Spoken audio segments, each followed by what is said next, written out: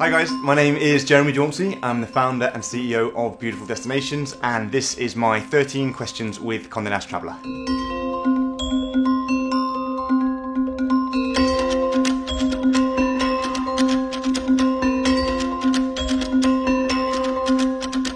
It's certainly up there. Yeah, there's definitely a lot of pros from it. I think people definitely aspire to be able to travel the world and make that a career, so I feel very fortunate that I do that. It was about creating a community of people that love travel.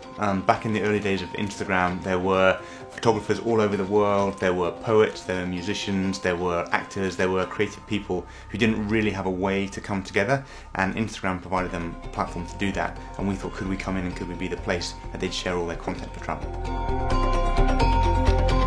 To be honest, for me now, it is all business. There are only 2 times of the year that I travel for pleasure. One is my birthday at the end of August, and then one is at Christmas. But otherwise, every trip is either with a client to create a campaign, or for a conference where I'll give a talk or share a presentation, and then tack on a couple of days to actually go and shoot the place. The Maldives is somewhere I've wanted to go for ages. I'm sure your readers have all been, but I'm going for the first time this year. The travel I like to do is, when I'm doing it personally, is just very chilled out. Lie on a beach, get some sun and do nothing. Okay, this year I have been to 30 different places, I think. We got into Taj Mahal for 3 minutes before everybody else, and so literally we filmed with nobody there.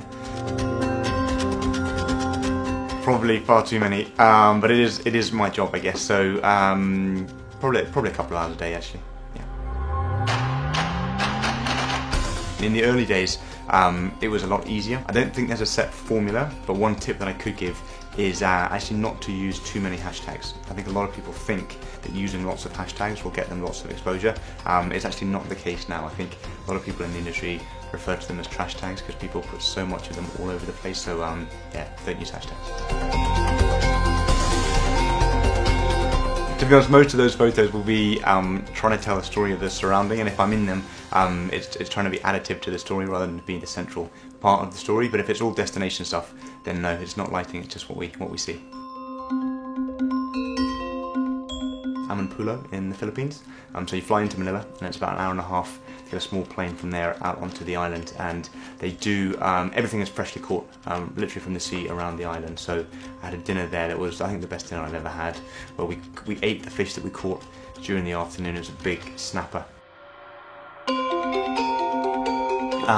Malta, and really interesting about Malta, for the last few years they've had so many people going to the country to film and make TV shows and movies, so Game of Thrones and Troy and places like that. Actually, as a tourist destination, it's having a bit of a renaissance, so we shot there maybe a month and a half ago, and the place is just amazing. Yes. Thousands of people, to be honest, because we have this community of people all around the world, and what Instagram does so well is actually connect people offline. So what will happen is we'll see a photographer's work, we'll reach out to them, we'll find out where their home city is, and very often we'll run Insta-meets where we land in a city, we tell the community that we're there, and hundreds if not thousands of people come and meet us. We did one very recently in Florence, we've done them in Dubai, in the Philippines, and yeah, you meet lots of real people through Instagram, so it's a great way to connect. More filters would be exciting to see, and I actually think they're probably going to come. I think at the moment, so much of our storytelling is in sort of 2 dimensions, and I think with the introduction of augmented reality, you're going to see a lot more of that, and that would be amazing. Virtual reality, I think, is probably coming in the next 4 or 5 years, but yeah, for now it would probably be extra filters.